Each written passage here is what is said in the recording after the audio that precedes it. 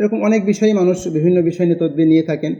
যেরকমভাবে পরকীয় সমস্যাটা বললাম, সন্তান হয় সেই বিষয়টা বললাম, এছাড়া যাদের বিয়ে হচ্ছে না এই বিষয়টা, এছাড়াও আরও বিভিন্ন সমস্যার জন্য মানুষের বিরল রোগ যে ডাক্তারের ওষুধে সুস্থ হচ্ছে না, সেখান থেকেও মানুষ কঠিন সমস্যার জন্য আসে যখন তদবির নেই, আলহামদুলিল্লাহ তারা সুস্থ হচ্ছেন। পরকীয়ার ক্ষেত্রে লোকজন বেশি আসে এবং আলহামদুলিল্লাহ অনেকের সংসার, অনেক মা বোনদের সংসার, অনেক ভাইদের সংসার আমার কাছ থেকে তদবির নেওয়ার পরে এই কোরআন ও হাদিসের খেদমতের বিভিন্ন সূরার আমল করার কারণে, বিভিন্ন দোয়া থেকে এই আমল করার কারণে এই পরকীয়া মুক্ত হওয়া এবং তাদের সংসার জীবনে শান্তি নেমে আসা এবং অনেক মানুষ এদের উপকৃত হচ্ছেন। বর্তমান প্রেক্ষাপটে অনেকেরই বিয়ের পরে 5 বছর, 7 বছর, 10 বছর চলে যায়, তাদের বাচ্চা সন্তান হচ্ছে না। এক্ষেত্রে আমার এমনও আছে যে বিয়ের 18 বছর পরেও সন্তান হয়েছে আলহামদুলিল্লাহ। মাশাআল্লাহ। আসসালামু আলাইকুম ওয়া রাহমাতুল্লাহি ওয়া বারাকাতুহু। ওয়ালাইকুম আসসালাম ওয়া রাহমাতুল্লাহি ওয়া বারাকাতুহু। আপনি কেমন আছেন? আলহামদুলিল্লাহ ভালো আছি, আপনি কেমন আছেন? আলহামদুলিল্লাহ। তো আমি একটু সংক্ষেপে আপনার পরিচয়টি জানতে চাই এবং দর্শকদের উদ্দেশ্যে যদি বলেন। আমি মোহাম্মদ জাকির হোসাইন, প্রভাষক আরবি, মরিচবুনিয়া ইসলামিয়া নেসারিয়া সিনিয়র মাদ্রাসা, পটুয়াখালী সদর, পটুয়াখালী। মাশাআল্লাহ, আলহামদুলিল্লাহ। তো দীর্ঘদিন পর্যন্ত আমি শুনে আসছি আপনি দেশের বিভিন্ন প্রান্তে, দেশে বিদেশে অসংখ্য মানুষকে কুরআনী তদবিরের মাধ্যমে উপকার করার চেষ্টা করে আসছেন, আলহামদুলিল্লাহ। তো সেক্ষেত্রে আমার কিছু প্রশ্ন আপনার কাছে আছে। প্রথম প্রশ্নটি হচ্ছে, তদবির দেওয়ার ক্ষেত্রে আমি যতটা জানি যে একজন বিজ্ঞ আলেমের কাছ থেকে এজাজত নিতে হয়। তো আপনার ক্ষেত্রে কোন আলেম আপনাকে এই এজাজতটা দিয়েছেন সেই সম্পর্কে যদি আমাদেরকে একটু বলতেন। যে আলহামদুলিল্লাহ কোরআন ও হাদিস থেকে তদবির দেওয়ার ক্ষেত্রে অভিজ্ঞ আল্লাহর খাস বান্দা, আল্লাহর ওলিদের কাছ থেকে ইজাজত নিয়ে দিলে আলহামদুলিল্লাহ সেখানে সুফল পাওয়া যায়। এক্ষেত্রে আমি সাসিন দারুসুন্নাত আলিয়া মাদ্রাসায় পড়াশোনা করার অবস্থায় সাসিনা মাদ্রাসার প্রধান মুহাদ্দিস আলহাজ হযরত মাওলানা তৈবুর রহমান সাহেব, যাকে আমরা কাঠালি হুজুর বলে ডাকতাম, হুজুর কোরআন ও হাদিস থেকে বিভিন্ন বিষয়ে তদবির দিতেন। হুজুর আল্লাহর উচ্চ তবকার একজন আল্লাহর ওলি ছিলেন এবং আশিকে রাসূল ছিলেন। বিভিন্ন সময় দেশের বিভিন্ন জায়গা থেকে মানুষজন আসতো বিভিন্ন সমস্যা নিয়ে। হুজুর এই খেদমতটা, যেরকম কোরআন ও হাদিসের খেদমত করা, উনি শাইখুল হাদিস হিসাবে সাসিনা দারুসুন্নাত আলিয়া মাদ্রাসায় খেদমত করতেন, সেটা যেরকম সবার জন্য গৃহীত ছিল, আমার জন্য উপকার ছিল, তেমনিভাবে হুজুরের এই যে খেদমতটা, এটাও সকলের কাছেই আমাদের খুবই উপকার হইতো। যেমনিভাবে একজন ডাক্তারের কাছে গেলে সে বিভিন্ন বিষয়ে মানুষের চিকিৎসা দিতেন, হুজুরের কাছে গেলেও তেমনিভাবে উনি কোরআন ও হাদিস থেকে মানুষের এই চিকিৎসা দিতেন, খেদমত করতেন। একটা সময় আমি যখন কামেলে পড়াশোনা করি, তখন হুজুর বললেন, মাওলানা তোমাকে আমি এজাজত দিলাম, তুমিও তদবির করা শুরু করো। হয়তো আমরা চিরদিন তো বেঁচে থাকবো না, আমাদের পরবর্তীতে কোরআন হাদিস থেকে মানুষ যাতে বিভিন্ন মানুষের কাছে, ভণ্ডদের কাছে না গিয়ে বিপদে না পড়ে, সেজন্য এই খেদমতটা তুমি করতে পারো। এবং হুজুর একান্তভাবেই আমাকে বিভিন্ন বিষয়ে এগুলো হাতে কলমে শিখে দিয়েছেন। বিভিন্ন বিষয়ে কোন রোগের জন্য, কোন সমস্যার জন্য কোন তদবির দিতে হবে, এগুলো আমাকে কোরআন হাদিস থেকে বিভিন্ন জায়গা থেকে, বিশেষ করে আবু দাউদ শরীফ থেকে কিতাবুত তিব একটা অধ্যায় আছে, ওখান থেকে আমাদেরকে পড়িয়েছেন, বুঝিয়েছেন। সেখান থেকে হুজুর আমাকে একান্তভাবেই ইজাজত দিয়েছেন এবং হুজুরের ইজাজতে আমি এখন পর্যন্ত যাদেরকে তদবির দিয়েছি, আলহামদুলিল্লাহ আল্লাহর দরবারে অসংখ্য শুকরিয়া, প্রত্যেকেই উপকৃত হয়েছেন। আর তদবির দেওয়ার পাশাপাশি হুজুর প্রত্যেকেই কিছু কিছু আমল দিতেন, সেই আমলগুলো আমি হুজুর যেভাবে বলতেন সেই আমলগুলো আমি তাদেরকে দিয়ে থাকি, এই জন্য প্রত্যেকটা মানুষই সেভাবে উপকৃত হচ্ছে। আমি জানতে চেয়েছিলেন যে আসলে কার কাছ থেকে পেয়েছি, আমি হুজুরের নিকট থেকেই একান্তভাবে তার তদবির দেওয়ার ক্ষেত্রে ইজাজত পেয়েছি এবং তার দোয়া ও বরকতেই আমি এখন পর্যন্ত তদবির দিয়ে যাচ্ছি এবং মানুষের এই খেদমতটা করে যাচ্ছি। মাশাআল্লাহ, মাশাআল্লাহ। আমি একটু জানতে চাই এই সময়কালটা, অর্থাৎ কোন সময় থেকে আপনি এক্সাক্ট শুরু করেছেন? আমি 2008 সাল থেকে সম্ভবত মানুষের এই টুকটাক তদবির দেওয়া শুরু করেছিলাম। মানুষের খেদমত বিভিন্ন বিষয়ে আসতেন, তখন হুজুর একটু অসুস্থ ছিলেন, অসুস্থ থাকার কারণে বিভিন্ন বিষয়ে মানুষের তদবির হুজুর কষ্ট হইতেন, তখন থেকেই আমি এই তদবির দেওয়া শুরু করেছিলাম। মাশাআল্লাহ, আলহামদুলিল্লাহ। তো আপনি কি আনুমানিক কিছু বলতে পারবেন যে কত লোক আপনি আসলে এরকম তদবির দিতে সক্ষম হয়েছেন বা উপকৃত হয়েছে এরকম একটা? আনুমানিক আসলে ভাবে বলা তো কঠিন, তারপরও হচ্ছে একটা সময় বিভিন্ন মানুষ বিভিন্ন সময় বিভিন্ন জায়গা থেকে আসতেন, উপকৃত হইতেন। আমার মনে হচ্ছে সহস্রাধিক, তার চেয়েও বেশি হবে সম্ভবত। সেভাবে হিসাব করে রাখাটা কঠিন, কারণ বিভিন্ন সময় দেখা গেছে এক এক সপ্তাহে অনেক লোক আসে, কয়েক শত লোক আসতেন বিভিন্ন সময়। আর যারাই আসতেন, একজন আসলে আবার তারা উপকৃত হইলে অন্যজনকে লোকদেরকে নিয়ে আসতেন, এভাবে করে অনেক মানুষ উপকৃত হয়েছেন। বিশেষ করে করোনাকালীন সময় অনেক মানুষ দেশ এবং দেশের বাইরে তো আমার কাছ থেকে তদবির নিয়ে কোরআন ও হাদিসের এই খিদমতটা নিয়ে অনেকে উপকৃত হয়েছেন। মাশাআল্লাহ মাশাআল্লাহ। একটা সমসাময়িক প্রশ্ন আমি করতে চাই, এই সময়টাতে সব থেকে বেশি কোন রোগ বা কোন সমস্যার জন্য আপনার কাছে মানুষ আসতেছে? বিশেষ করে বর্তমান সময়ে আমাদের দেশের প্রেক্ষাপট বলি, বাহিরের প্রেক্ষাপট বলি, শেষ জমানা যেটা হয়, পর্দা না থাকার কারণে বিভিন্ন মানুষ স্বামী স্ত্রী পরকীয়ায় জড়িয়ে পড়ে। যেরকম পুরুষরাও পরকীয়ায় জড়িয়ে পড়ে, তেমনিভাবে নারীরাও পরকীয়ায় জড়িয়ে পড়ে। বেশিরভাগ সময় আমার কাছে এখন যারা আসেন, পুরুষরা আসেন, অনেক সময় তার স্ত্রী পরকীয়ায় জড়িত, অনেক সময় পুরুষরা দেশের বাইরে থাকেন, অথবা স্ত্রী গ্রামে থাকেন, উনি ঢাকাতে অথবা অন্য শহরে থাকেন রোজগারের জন্য, কিন্তু এদিকে নারীরা বিভিন্ন সময় পরকীয়ায় জড়িয়ে পড়ে, এই নিজের আপনজনের সাথেই পরকীয়ায় জড়িয়ে পড়ে, অথবা তাদের সাথে মোবাইল ফেসবুকের মাধ্যমে যোগাযোগ এরকম পরকীয়ায় জড়িয়ে পড়ে। তেমনি পুরুষরা অনেক সময় পরকীয়ায় জড়িয়ে পড়ে। উভয় ক্ষেত্রেই আসলে দেখা যাচ্ছে সমানে সমান। সেক্ষেত্রে এই পরকীয়ার ক্ষেত্রে লোকজন বেশি আসে, এবং আলহামদুলিল্লাহ অনেকের সংসার, অনেক মা বোনদের সংসার, অনেক ভাইদের সংসার আমার কাছ থেকে তদবির নেওয়ার পরে এই কোরআন ও হাদিসের খেদমতের বিভিন্ন সূরার আমল করার কারণে, বিভিন্ন দোয়া থেকে এই আমল করার কারণে এই পরকীয়া মুক্ত হওয়া এবং তাদের সংসার জীবনে শান্তি নেমে আসা, এবং অনেক মানুষ এদের উপকৃত হচ্ছেন। এছাড়াও আরও অনেক বিষয়ে মানুষ তদবির নিতে আসছেন। যেমন অনেক সময় প্রাপ্তবয়স্ক হলে অনেক মেয়েদের বিয়ে হচ্ছে না, মানুষ বিভিন্ন ব্ল্যাক ম্যাজিক, কালো জাদু করে, জাদুটোনা করে বিয়ে বন্ধ করে রাখে। সেক্ষেত্রে অনেক মানুষ এই মেয়ের ক্ষেত্রে যেরকম বিয়ে বন্ধ করার ক্ষেত্রে নিয়ে উপকৃত হচ্ছেন। তো আমার কাছ থেকে তদবির নেওয়ার পরে সেই আমল করে, কোরআন হাদিসের দৈনন্দিন সেই আমল করার পরে অনেক মেয়েদের বিয়ে হচ্ছে, অনেক ছেলেদেরও এরকম বিয়ে বন্ধ করা থাকে, তাদের ছেলেরও বিয়ে হচ্ছে। এরকম করে অনেক মানুষের বাচ্চা হচ্ছে না। আমাদের দেশে আবহাওয়া অথবা বর্তমান প্রেক্ষাপটে অনেকেরই বিয়ের পরে 5 বছর, 7 বছর, 10 বছর চলে যায়, তাদের বাচ্চা সন্তান হচ্ছে না। এক্ষেত্রে আমার এমনও আছে যে বিয়ের 18 বছর পরেও সন্তান হয়েছে, আলহামদুলিল্লাহ। মাশাআল্লাহ। সন্তান দেওয়ার একমাত্র মালিক আল্লাহ। আমি তদবির দিয়ে প্রতীকই বলি, আমি সেটা উসিলা মাত্র। আমি যে এই বিষয়গুলো দিচ্ছি, কোরআন হাদিস থেকে কিছু আমল দিচ্ছি, কোনো কিছু বিষয় খেটে দিচ্ছি, কিন্তু আল্লাহর রহমতে সন্তান দেওয়ার মালিক আল্লাহ। কোনো পীর বুজুর্গ শায়েখকেও সন্তান দিতে পারে না, কোনো বাবা সন্তান দিতে পারে না। সন্তান দেওয়ার মালিক আল্লাহ, এই বিশ্বাসে যারা আমার কাছে আসে, আলহামদুলিল্লাহ এখন পর্যন্ত যারা আসছে প্রত্যেকেই সন্তান হয়েছে। এরকম অনেক বিষয়ে মানুষ বিভিন্ন বিষয় নিয়ে তদবির নিয়ে থাকেন। যেরকমভাবে পরকীয় সমস্যাটা বললাম, সন্তান হয় সেই বিষয়টা বললাম, এছাড়া যাদের বিয়ে হচ্ছে না এই বিষয়টা, এছাড়াও আরও বিভিন্ন সমস্যার জন্য মানুষের বিরল রোগ, যে ডাক্তারের ওষুধে সুস্থ হচ্ছে না, সেখান থেকেও মানুষ কঠিন সমস্যার জন্য আসে, যখন তদবির নেই আলহামদুলিল্লাহ তারা সুস্থ হচ্ছেন।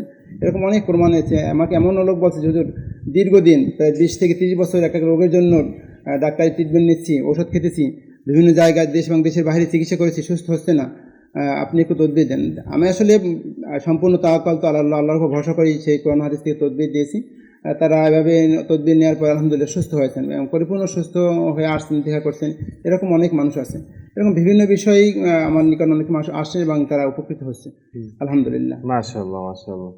তো আমি যেটা জানতে চাই যে অনেক সময় বোঝা যায় না যে কি সমস্যাটা হচ্ছে, অস্থিরতা, তারপরে গাত্রদাহ, অনেক ডাক্তার কবিরাজ দেখায়, কোনো কুল কিনারা পায় না। তো সেক্ষেত্রে তাদের যে ক্ষতি থাকতে পারে, ব্ল্যাক ম্যাজিক থাকতে পারে, অনেক সময় অনুমান করতে পারে না। তো সেক্ষেত্রে আপনি কি বলতে চান দর্শকদের? এক্ষেত্রে আমাদের একটা হাদিস জানা আছে আমাদের অনেকেরই। মা আয়েশা সিদ্দিকা রাদিয়াল্লাহু তাআলা আনহা বলছেন, বিশ্বনবী আমাদেরকে যেরকম নামাজ শিক্ষা দিয়েছেন, কীভাবে নামাজ পড়তে হবে, রোজা কীভাবে রাখতে হবে, তেমনিভাবে আমাদেরকে ইস্তেখারার বিষয়ে শিক্ষা দিয়েছেন। আমরা ইস্তেখারা করতেন এবং ইস্তেখারার দোয়া বিভিন্নভাবেই আমরা পেয়ে থাকি।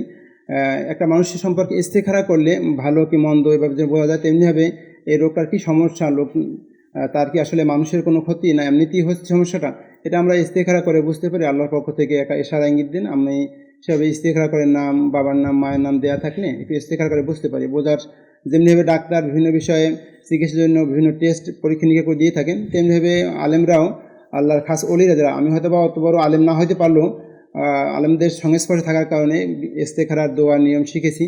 সেভাবে একটা বিষয় নিয়ে ইস্তেখারা করে বুঝতে পারি যে কার কোন সমস্যা থাকতে পারে। এটা ডাক্তারি ট্রিটমেন্ট, ডাক্তার চিকিৎসা করলে ভালো হবে নাকি আমাদের কোরআন হাদিস থেকে তদবির দিলে ভালো হবে, সেভাবে আসলে বোঝা যাচ্ছে। মাশাআল্লাহ মাশাআল্লাহ। তো আপনি কি, যদি কেউ এই ভিডিওটি দেখার মাধ্যমে দেশ এবং দেশের বাহিরে থেকে আপনার কাছ থেকে তদবির নিতে চায়, তারা যদি আপনার সাথে যোগাযোগ করতে চায়, সেক্ষেত্রে যোগাযোগ কিভাবে করবে আর কি? আমার দিকে আসলে আমরা যেখানে থাকি মানুষ বর্তমান সময়ে কোনো কেউই দূরে না। ইচ্ছে করলেই সব জায়গায় আমরা কথা বলতে পারি, কিছু পাঠাইতে পারি, বেশি সময়ের ব্যবধান হয় না। তেমনিভাবে আমি দীর্ঘদিন ধরে এই তদবির করতেছি, বিভিন্ন মানুষ দেশ এবং দেশের বাইরে থেকেও যোগাযোগ করতেছে, তদবির নিচ্ছে। আমি সেক্ষেত্রে বাংলাদেশের ভিতরে সারা বাংলাদেশি কুরিয়ারের মাধ্যমে তদবির পাঠাইতে পারি। তার সমস্যা বিষয় বললে কীভাবে কী করতে হবে এগুলো বিষয় বিস্তারিত আমি ফোনে বলে দিই অথবা লিখে দিই। আর তদবিরটা কুরিয়ারে পাঠিয়ে দিতে পারি, বাংলাদেশের সব জায়গায় কুরিয়ার পাঠাই। এবং দেশের বাইরে অনেকে তদবির নিয়েছে আমার কাছ থেকে, যারা বিদেশে আছে, সমস্যা আছেন। যে কিছুদিন আগে আমার নিকট থেকে একজন তদবির নিয়েছেন, থাইল্যান্ডে থাকে, উনি থাইল্যান্ডেরই এক অধিবাসী, ভিন্ন ধর্মের। সে বিরল রোগের সমস্যা ছিল, সেই সমস্যার জন্য তদবির নিয়েছেন। ওই লোকটা আমাদের দেশের, সে আমার কাছ থেকে তদবির নিয়ে এই কোরআনে আমল নিয়ে উপকৃত হয়েছেন। তিনি নেওয়ার পরে উনি ওনাকে বললেন, পর সেই ওই থাইল্যান্ড থেকে এসে আমার কাছে তদবির নিয়েছে। আলহামদুলিল্লাহ সেই লোকটা সুস্থ হয়েছেন এবং পরবর্তীতে কথা হয়েছে উনি আমার সাথে আবারও দেখা করতে আসছেন। আলহামদুলিল্লাহ এরকমভাবে আমরা বিভিন্ন জায়গায়, দেশ এবং দেশের বাইরে আমার সাথে সরাসরি আসতে হবে তা না, যারা আসতে পারে না দূরত্বের কারণে অথবা সমস্যার কারণে, অনেক সময় দেখা যায় বয়স্ক মানুষ অথবা অসুস্থ মানুষ, তাদেরকে নিয়ে আসা সম্ভব হয় না। বা দেশের দূরে থাকলে মহিলারা থাকে, নারীরা থাকে, তারা আমি তদবির কোরআন হাদিসের তদবির যদি কুরিয়ার মাধ্যমে করে পাঠিয়ে দিই, সেখান থেকে তারা ওভাবে নিয়ে আমল করলো অথবা তদবির ব্যবহার করলো, সেক্ষেত্রে তারা অনেক উপকৃত হয়। এক্ষেত্রে আমরা ফোনে যোগাযোগ করলে আমার ফোন নাম্বারে হোয়াটসঅ্যাপ আছে, ইমো আছে, সেক্ষেত্রে তারা যোগাযোগ করে তাদের সমস্যা বিস্তারিত বললে আমি সে বিষয়ে তদবির পাঠাতে পারি, তারা উপকৃত হয়েছে। একটু যদি নাম্বারটা বলে দেন। আমার যে নাম্বারে হোয়াটসঅ্যাপ আছে, এই নাম্বারটা হচ্ছে 01723365405। এই নাম্বারটা আমার হোয়াটসঅ্যাপ আছে, ইমো আছে। এভাবে অনেকেই যোগাযোগ করতেছেন, যারা তদবির নিয়ে উপকৃত হচ্ছে। হ্যাঁ, এখানে তার সমস্যা যদি আমাকে হোয়াটসঅ্যাপে তার ভয়েস যদি সমস্যাগুলো বলতে বলে, সেখানে আমি ইস্তেখারা করার জন্য তার নাম, বাবার নাম, মায়ের নাম এবং বয়সটা যদি বলা হয়, তা আমি বিস্তারিত বললে আমি মোটামুটি ইস্তেখারা করে দেখে তদবির দেই। অথবা তার সমস্যা যদি সে আইডেন্টিফাই করতে পারে আমার এই সমস্যাটাই, যেরকমভাবে অনেকে বিয়ে হচ্ছে না, তাই আমাদের সে আইডেন্টিফাই তো করার প্রয়োজন না, বয়স হয়ে যাচ্ছে 30 বছর, 32 বছর, 35 বছর হয়ে যাচ্ছে, বিয়ে হচ্ছে না, আমি বিয়ের জন্য তদবির দিতে হবে, তাদের ইস্তেখারা করার প্রয়োজন হয় না। আবার অনেকের বাচ্চা হচ্ছে না, বিয়ের বয়স 5 বছর, 7 বছর, 10 বছর হয়েছে, কনসেপ্ট করছে না, তাদের জন্য নাম, বাবার নাম, মায়ের নাম বললে আমি ওভাবে তদবির দিয়ে দিতে পারি। সেক্ষেত্রে হোয়াটসঅ্যাপে ভয়েস দিতে পারে অথবা লিখে দিতে পারে, সমস্যা হয় না। আচ্ছা আচ্ছা, তাহলে আরেকটা ব্যাপার যেটা জানতে চাই সেটা হচ্ছে বেশিরভাগ ক্ষেত্রে আপনি কি উপাদান আসলে মানুষকে ব্যবহার বা মানুষের কাছে পাঠিয়ে থাকেন খাওয়ার জন্য বা ব্যবহার করার জন্য? বেশিরভাগ ক্ষেত্রে আসলে মানুষের জন্য আল্লাহ রসুল যেভাবে বলেছেন, সেক্ষেত্রে আমি কালো জিরা, লবঙ্গ, মধু, পানি এগুলো দিয়ে তদবির দিয়ে থাকি বিভিন্ন সময়। আর সিস্টেমটা হচ্ছে ভিন্ন, এক একজনের এক এক সমস্যা, তার জন্য ভিন্ন ভিন্ন জিনিস প্রয়োজন হয়। সেক্ষেত্রে যার জন্য যেটা প্রয়োজন হয় সেভাবেই পাঠিয়ে থাকি। যেরকম একটা মেয়ের বিয়ে হচ্ছে না, বয়স হয়েছে 32 বছর অথবা 35 বছর, তার জন্য আমি যে আমরা পশুর হাড়ের চিরুনি পাওয়া যায়, ম্যাক্সিমাম জায়গায় পাওয়া যায়, গ্রামে গঞ্জে শহরে, পশুর হাড়ের চিরুনির উপর তদবির করে দিই ওইটা। এছাড়াও কালো জিরা, লবঙ্গ দিয়ে থাকি, এভাবে দিলে তারা উপকৃত হচ্ছে। মাশাআল্লাহ। তো আরেকটা সর্বশেষ প্রশ্ন, সেটা হচ্ছে এই তদবিরে অবশ্যই আপনাকে একটা নির্দিষ্ট সময় ব্যয় করতে হয় প্রতি একজন মানুষের জন্য তদবির করার জন্য।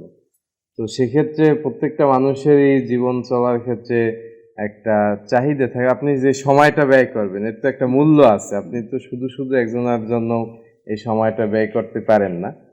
তো সেই ব্যাপারে যদি একটু সংক্ষেপে একটা ধারণা দেন যে কেউ যদি নিতে চায় আপনাকে কিভাবে কি সে করতে পারবে আর কি? এক্ষেত্রে আসলে আমি হাদিয়া কার কাছ থেকে চেয়ে নিচ্ছি না, কিন্তু তদবির করার ক্ষেত্রে অনেকেরই অনেক কিছু জিনিস প্রয়োজন হয়। মনে করেন একজনের সমস্যা হচ্ছে তার পরকীয় সমস্যা অথবা মানুষের ক্ষতির সমস্যা, তখন তার যে জিনিসগুলো প্রয়োজন হয়, যদি কারোর বর্তমান সময়ে বাজারের দাম সবাই অনেকেই জানে, দ্রব্যমূল্যের ঊর্ধ্বগতি, সেক্ষেত্রে আমরা যে 100 গ্রাম লবঙ্গ যদি কাউকে দিতে হয়, 100 গ্রাম লবঙ্গের দাম বর্তমান সময়ে ব্যাপক টাকা, কালো জিরার দাম আছে, মধুর দাম আছে।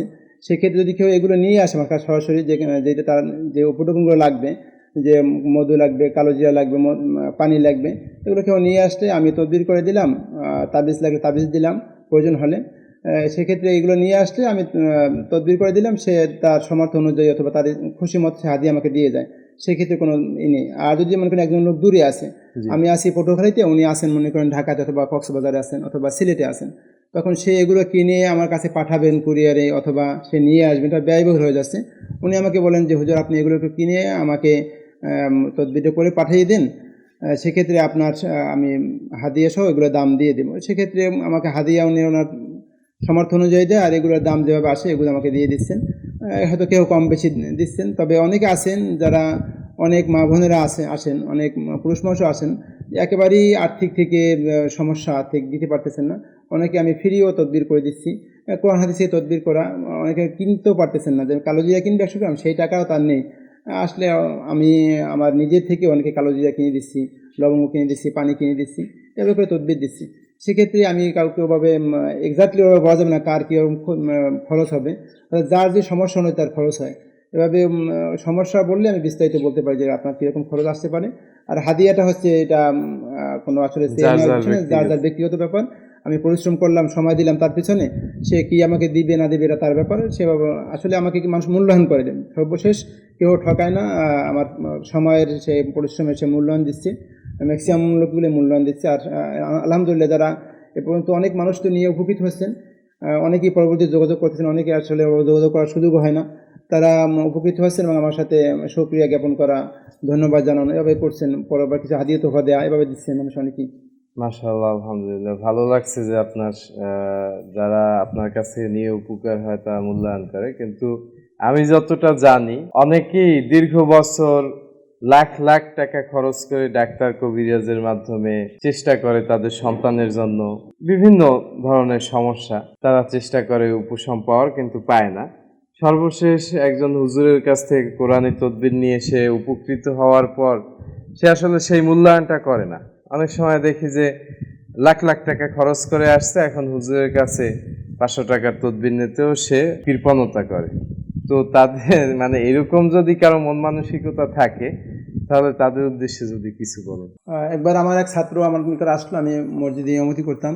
আসরের নামাজ শেষে, নামাজের পরে বলল, হুজুর আমার এক রিলেটিভ, তার দীর্ঘদিন হচ্ছে সন্তান হচ্ছে না, ম্যাক্সিমাম বছর 17 বছরের কোনো বাচ্চা হচ্ছিল না। তা আমি তাকে কোরআন হাদিস থেকে যেইভাবে তদবির দেওয়া সেভাবে তদবির দিয়েছিলাম। বিশেষ করে তার জন্য যেটা প্রয়োজন হয়, স্বামী স্ত্রী উভয়ই সেটা খেয়েছিল। আর আমার কিছু তদবির নিলে আমার প্রত্যেকটা মানুষ কিছু শর্ত থাকে, যেরকম আমার তদবিরের পর কিছু আমল করতে হবে। কোরআনের কিছু আয়াত আছে, কিছু সূরা আছে, কিছু দোয়া আছে, আর বিশ্বনবীর শেখানো কিছু দোয়া, এগুলো পড়তে হবে। পড়ার পর কামনা ব্যক্তি আল্লাহ রাব্বুল আলামিনের নিকট বলতে হবে। এভাবে করে ওই ব্যক্তিকে আমি এভাবে দিয়েছিলাম। তখন আমি যখন তদবির দিই তখন বলছি, হুজুর আমার যদি সন্তান হয় তাহলে আমি আপনাকে, যেটা মানুষের প্রত্যেকটা মুসলমানের সর্বশেষ চাওয়া থাকে এবং চাওয়া পাওয়া থাকে, যে আপনাকে একটা হজ জিয়ারত করাবো। এভাবে করে আমি বলছি, আপনি শর্তটা যেটা বলছেন, আপনি এটা আবেগের বিষয়, বাস্তবতা কিন্তু অনেক কঠিন, আপনি এটা বুঝে বলছেন না হুজুর আমাকে আল্লাহর ধন সম্পদ দিয়েছে, আমি আপনাকে হজ করাবো। এভাবে করে আসলে উনি তদবির নিয়েছেন, কিন্তু আমি তার নিকট কিন্তু এভাবে চাইনি। তো সেক্ষেত্রে আসলে এই যে উনি আমার কাছে তদবির নেওয়ার পর ওনার সন্তান হইল, সন্তান হওয়ার পর আলহামদুলিল্লাহ উনি আমাকে জানিয়েছেন আমার তার ছেলে সন্তান হয়েছে। কিন্তু আমি তাকে বলেছিলাম, আপনার কিন্তু একটা কথা বলে গিয়েছিলেন, আপনি একটা ওয়াদা করে গিয়েছিলেন, আপনি ওয়াদাটা পালন করতে পারবেন কি, কখন করবেন সে ব্যাপারে সে আমাকে জানায়। তা উনি বিভিন্ন বিষয়েই আস্তে আস্তে দেরি করতেছিল। তো একটা সময় আসলে আমার ওরকম খেয়ালও নেই, কারণ আমি ব্যস্ত মানুষ, শিক্ষক মানুষ, আমি পড়াতেছিলাম, ক্লাস নিতেছিলাম। এক সময় আমার ওই ছাত্র বলল, হুজুর তার তো বাচ্চা হয়েছিল, কিন্তু আপনাকে হজে নেওয়ার কথা ছিল, কিন্তু উনি তো হজে নিচ্ছিল না। তা এখন হুজুর তার কি কোনো সমস্যা হয়েছে? না, এরা আল্লাহ রাব্বুল আলামিন, উনি ওয়াদা করেছেন আল্লাহর ঘর মসজিদে বসে, এটা আল্লাহই ভালো জানেন তার কী হবে। আর আমি তো তাকে বলছিলাম যে আবেগ এবং বাস্তবতা ভিন্ন।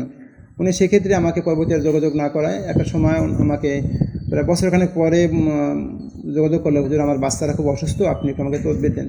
আমার কাছে কেমন জানি ভালো লাগলো না বিষয়টা। উনি দীর্ঘদিন যোগাযোগ করে নেয়, তারপরও আমি তার সাথে বললাম ঠিক আছে একবার নিয়ে আসেন। তা উনি দেশের বাইরে থাকতেন, তা উনি নিয়ে আসতে দেরি হয়ে গেল, পরবর্তীতে তার বাচ্চাটা আর বাঁচেনি, মারা গেছেন। তা সেক্ষেত্রে আমি বলবো, যারা আসলে এই তদবির দেওয়াটা হচ্ছে, আমি কোরআন হাদিস থেকে ফিসাবিলিটি দিচ্ছি, আপনি যদি হাদিয়া না দেন সমস্যা নেই, কিন্তু আবেগ নিয়ে মানুষ, আবেগ বিশেষ করে আল্লাহ রাব্বুল আলামিনের সাথে ওয়াদা করলে, কার সাথে কিছু দেওয়ার প্রতিশ্রুতি দিলে সেটা অবশ্যই আদায় করতে হবে। আর আসলে আমরা মানুষ তো বিভিন্ন সময়ে যখন সমস্যায় পড়ি তখন অনেক কিছুই দিতে চাচ্ছি, অনেক কিছু করতে চাচ্ছি, কিন্তু যখন সমস্যাটা উত্তীর্ণ হয়ে যায় আমরা বিভিন্ন সময় ভুলে যাই।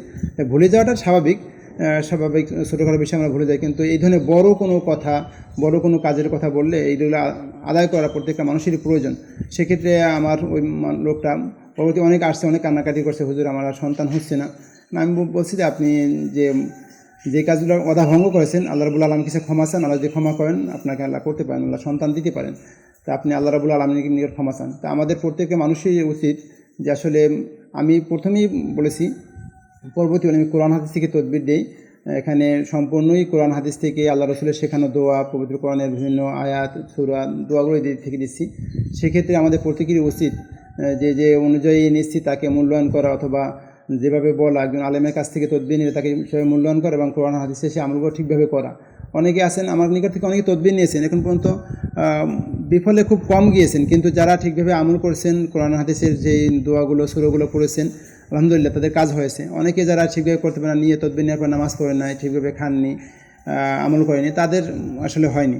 কিন্তু যারা ঠিকভাবে করেছেন আলহামদুলিল্লাহ, আল্লাহ রাব্বুল আলামিনের ইচ্ছা, আল্লাহ সম্পূর্ণ তাওয়াক্কুল তো আল্লাহ। আমার নাকি তদবির নিলে হবে এরকম না, তাওয়াক্কুল করতে হবে আল্লাহর উপর, যে আল্লাহ আমার সমস্যা থেকে সমাধান করতে পারবেন। এই বিশ্বাস, এই তাওয়াক্কুল নিয়ে, এই ইতেকাদ নিয়ে তদবির নিলে আলহামদুলিল্লাহ আল্লাহর নিকট থেকে এভাবে করে ইতেকাদ থাকলে তার উপকৃত হবেন ইনশাআল্লাহ। আর সেক্ষেত্রে কারণ ওরকম ওয়াদা করা আমি এটা ভালো মনে করি না, যে যেটা আমার দ্বারা পূরণ করা সম্ভব হবে না, এরকম ওয়াদা করা তবে প্রতিশ্রুতি দেওয়া ঠিক না কাউকে। সেক্ষেত্রে যারা যখন তদবির নেয়, আসলে তদবির নেওয়ার ক্ষেত্রে কিছু হাদিয়া দিতে হয়, খরচ যেটা সেটা অবশ্যই বহন করবে, আর হাদিয়া দেওয়াটা কিছু প্রয়োজন, সেটা যার সামর্থ্য অনুযায়ী সেভাবে দিবে।